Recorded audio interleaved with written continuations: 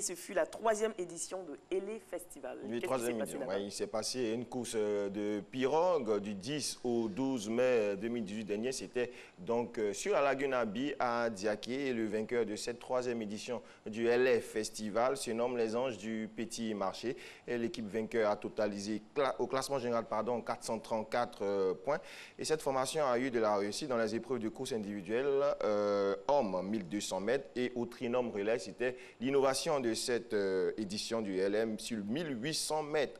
L'équipe empoche la somme de 3 millions de francs CFA et la seconde place est revenue à l'équipe du quartier du Débarcadère qui fut vainqueur de l'édition 2017. Le but de ce festival de pirogue était de promouvoir la culture du terroir tout en favorisant le développement de la localité d'Adiaké et mais surtout de positionner Adiaké comme le pôle de référence des courses nautiques et tellement que en tout cas ce festival, la renommée de ce festival a dépassé les contrées de la région. Et bien, il y avait plusieurs personnalités présentes à cette compétition, dont le vénérable président, le vénérable président du Sénat, Jeannot Aossou, le représentant du Premier ministre, Adama Bictogo, plusieurs ministres du gouvernement et bien entendu un certain Marco, qui était bel et bien présent également. On ne le voit pas sur les photos, il était, on va dire, pas dans le cadre, mais il y était, il y a participé, il a même goûté au mets d'Adiaké, la soupe du pêcheur avant de reprendre la route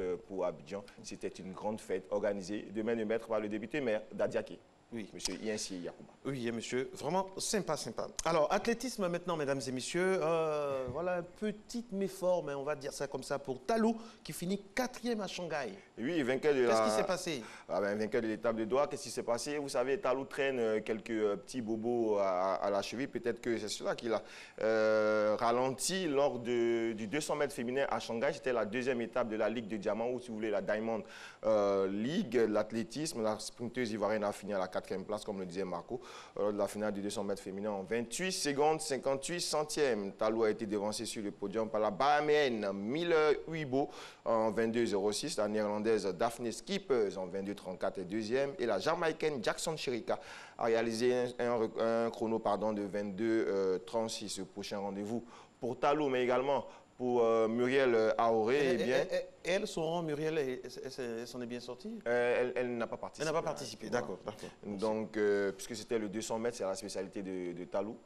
Donc, la Ligue des Diamants ne concernait que le 200 mètres de cette étape de Shanghai. Le 100 mètres reviendra donc les 25 et 26 mai à Eugène, c'est aux États-Unis, pour permettre à nos athlètes, nos sprinteuses, Talou et Muriel Aoré, de performer. Et pourquoi pas arracher cette Ligue des Diamants à la fin.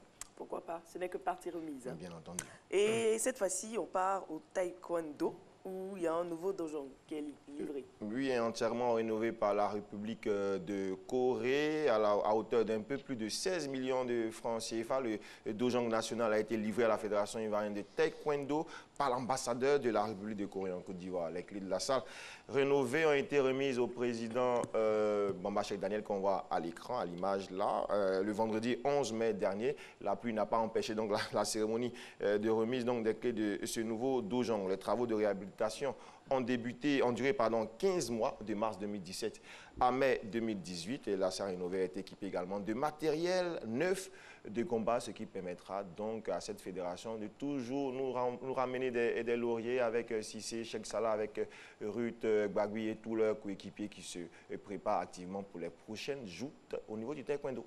Et puis le mérite du paysage sportif reconnu. Le samedi 12 février dernier, lorsque nous étions au LA Festival, eh bien... 12 février 12 mai. Pardon. Vous allez bien, ça va? 12 mai. 12 mai. Un café pour lui, s'il vous plaît. S'il vous plaît. Un peu fatigué. La lagune Abi. Oui. Tout ça parce que je n'ai pas été invité. Vous et Marco, vous êtes retrouvés là-bas sans moi. Et là, je n'ose pas dire quand on s'est vu avec qui il était. Donc, je n'ose pas dire ça. Je ne veux pas dire qu'il était avec 3 belles femmes pour ne pas pour créer des problèmes. J'étais juste avec Benson Biaraka, qui était également, vous l'avez rencontré. On a partagé les mets locaux ensemble. Alors, on parle de mérite du paysage sportif reconnu. Donc, le samedi 12 mai dernier, l'État de Côte d'Ivoire, à travers le ministère des Sports et des Loisirs, a rendu hommage aux acteurs du paysage sportif.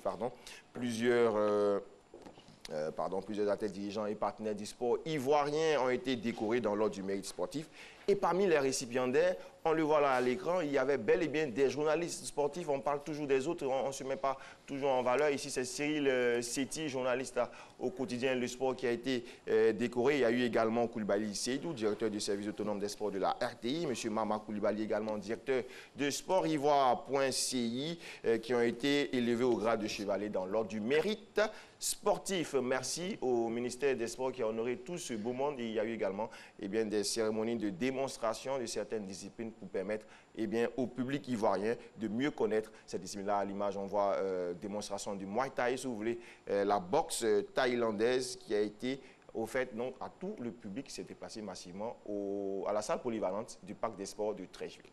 Et Yaya Touré, avec son club, c'est terminé. Oui, on vous l'avait dit le lundi dernier que le mercredi qui suivrait, Manchester City rendrait hommage à Yaya Touré qui évoluerait pour la dernière fois sur les couleurs de Citizen de Manchester City. Beaucoup d'émotions. Hein. Oui, beaucoup d'émotions. Yaya Touré avait signé donc son premier contrat avec City le 2 juin 2010.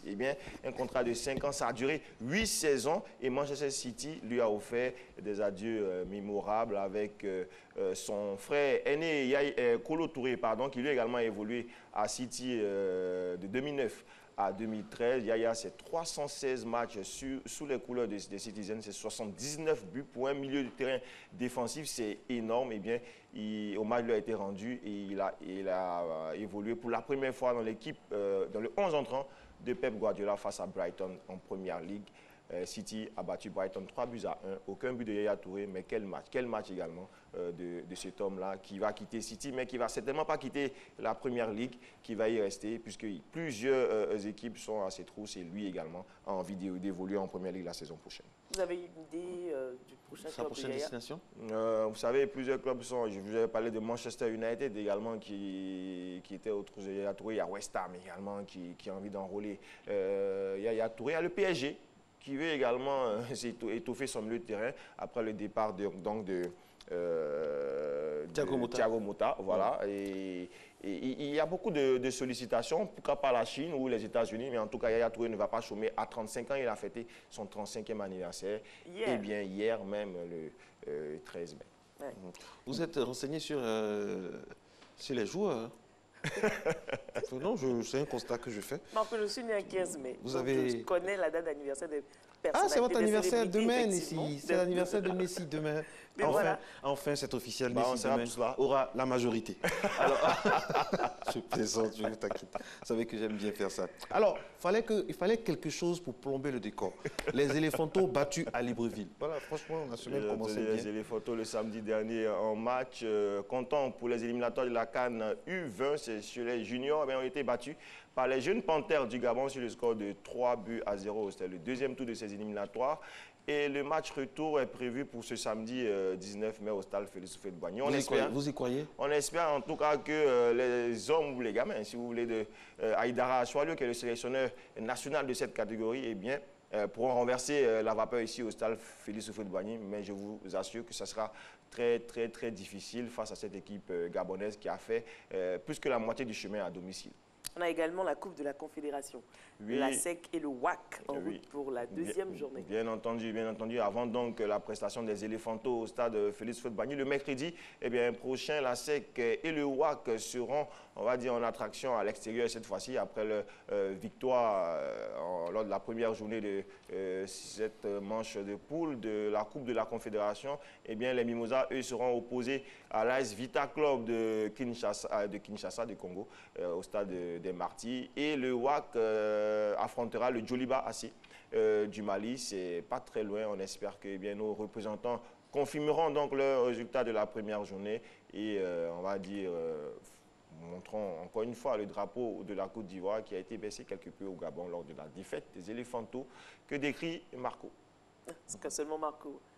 Tous les Ivoiriens, tous ceux qui aiment leur pays. Oui, de toute façon, on espère une remontada ici au stade Félix Houphouët-Boigny. En tout cas, le public est appelé à aller. Une babitada. Le public ivoirien est appelé au stade. Allez, les éléphants, on sait qu'avec un peu de motivation et surtout un public rempli, chauffé à blanc, je pense qu'on peut faire ça. Parce que je me rappelle d'un certain match, je ne sais pas si vous étiez né, il y avait Asek Iwanyao Le match allait à Oweri. À l'époque, dans les buts de la SEC, il y avait Jessou Théodore. Et la SEC avait pris 3-0. Et ici, au retour, avec Ben Badi, tout ça, on pensait que c'était impossible. Tellement les défenseurs, les joueurs nigériens étaient impressionnants. Mais la SEC, même si on a perdu au tir au but, la SEC a battu 3-0. Nessie n'était pas... Non, elle n'était même pas encore... Elle n'était pas en projet. Quand même, 93, Marco. Elle n'était pas en projet. Merci beaucoup, Patrick. Merci à toi, Marco. Nessie. À bientôt. On vous retrouve lundi prochain. Bien entendu. Bientôt la Coupe du Monde. Je serai là, je serai là. Reposez-vous. Hein. La Coupe du Monde, c'est bientôt. Oui, la Coupe du Monde, c'est très bientôt. C'est bientôt. On espère que vous serez toujours avec nous. Hein. Vous avez déjà pour votre billet d'avion pour la Russie? Non, je serai là, avec vous. Ok, d'accord. Merci beaucoup. Il est exactement 6h26 partout en Côte d'Ivoire, 8h26 du côté de Gonesse. C'est dans une commune française située dans le département du Val d'Oise, en région d'Île-de-France. Merci d'être avec nous, de nous regarder de partout dans le monde. Ça fait plaisir. Nessie, la suite de cette émission nous emmène où? La suite, Marco, c'est le tour de l'actualité d'ici et d'ailleurs avec Hamza Diaby. Mais avant, la météo.